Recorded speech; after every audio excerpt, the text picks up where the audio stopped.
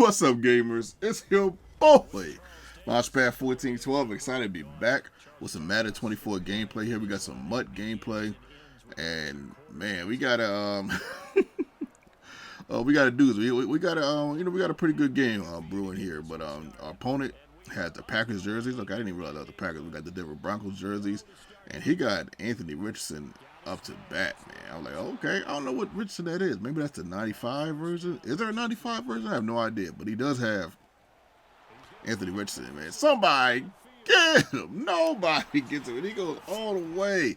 That one was on me. That was my fault. I tried to hit stick him. I know that you can't hit stick him at certain angles.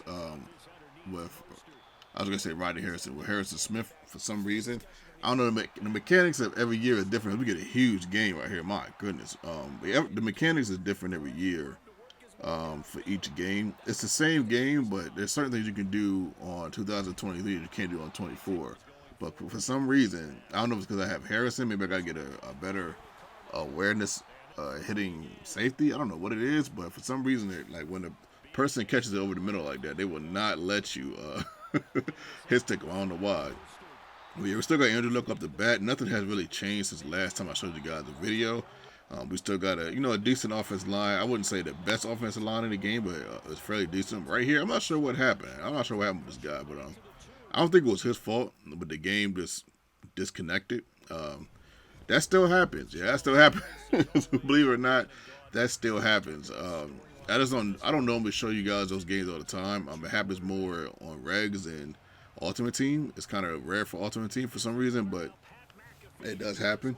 And every now and then you'll get a desync. I'm not really sure why that is, but every now and then you'll get that desync, man. But game number 2. Now this is the game where it's a really good game here. The other one was probably going to be a good one too. You know how you get the feeling that somebody's going to beat you? I don't know what it is, but I had a feeling that he was going to win. It doesn't mean he was going to win that game, the first game, but I had a feeling that he was going to win that game for some reason. But on the game too, at 3rd and 20, he goes with some Roman Deadeye action. It doesn't work. Drops back, 4th and 20, and look at this, man. Somebody get him, and he gets the first down on the 4th and 20. I'm like, you gotta be kidding me. I'm like, man, Pickens beat both of those guys. Like, I just don't. I guess sometimes the corners be tired. I don't know, man. I don't know what goes on sometimes, but he gets the first points of the contest. And right here, I just showed this play because I did this nice juke. I felt like y'all needed to see that juke.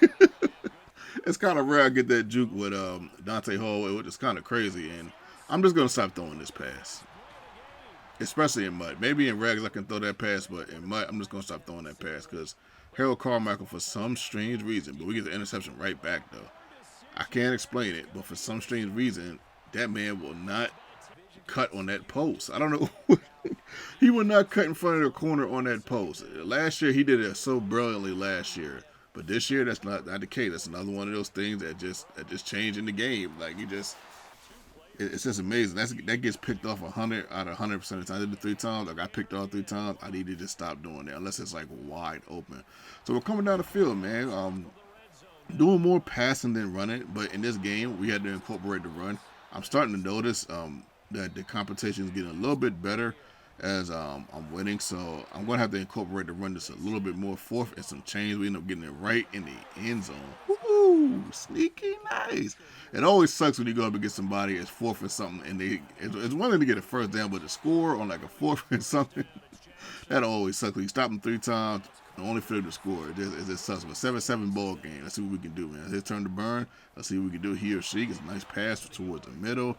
2nd and inches, it goes to the left. I believe that was the bubble screen right there. People love that bubble screen or the wide receiver, not wide receiver, but RPO screen. Everybody loves that for some strange reason, man. I wish they'd take it out of the game. It just, people just do it too much, man. They just get away with too much murder with that. I mean, it's just, they gotta like make some type of rule, man. If you're gonna make all these other adjustments anyway, just take it out of the game. It's just too cheesy, man. People go to it too much. Some people, man, you play against us the only way they get up the field, man. And then they do this amazing thing where they get up the field that way. They get up 2 possessions and they want to throw it regular. It's just like, yo, like, who raised you, bro? Like, it's like, bro, who raised you, man? Like, yo, you didn't get that kitchen work done, did you?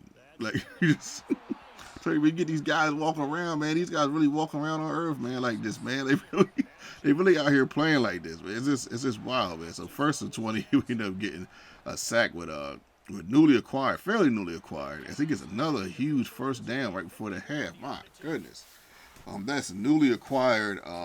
Not new. You saw him last couple games, but oh my goodness, he just retired. Name, I'm drawing a blank. I would think of it. Well, Aaron Donald. That's the name, Aaron Donald. Newly retired. New Aaron Donald. That's because we leveled up to a certain level. I think we got to level 32. That's when we got him, if I'm not mistaken. And so level 32, we ended up was able to get him, and he's on the team. He's an absolute beast. Between him and Joey Bosa, I don't know who gets more sacks, but Joey Bosa is an absolute beast, and Donald is a beast on the end. I'm thinking about putting him in the middle, and maybe getting another really good left end. But we'll see how it goes.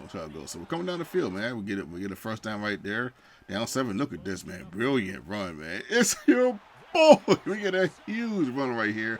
And this was kind of the run where I was like, okay, I got to start incorporating the run a little bit more. I'm passing too much. I've had to accept the fact that I'm passing too much. And you just can't do that with a lot of these good teams, man. But right here, he gets a nice run himself, man. That you could tell he got angry runs on, man. That angry runs is a straight problem, man. That's the thing about Mutt, man. Like, you just can't, and this is why you can't take it serious, because, you know, without the RPOs and angry runs, will this guy really be in the game, though? like he's one of them guys. Like, you know, he's lucky to be in the game. So he gets the touchdown right there. Goes for an onside kick. Look how high Nick Collins got to get there. Woo, sneaky nice, man. But we're coming down the field, man. We get to the tight end on the right-hand side. I might get a new tight end, someone that can block a little bit better.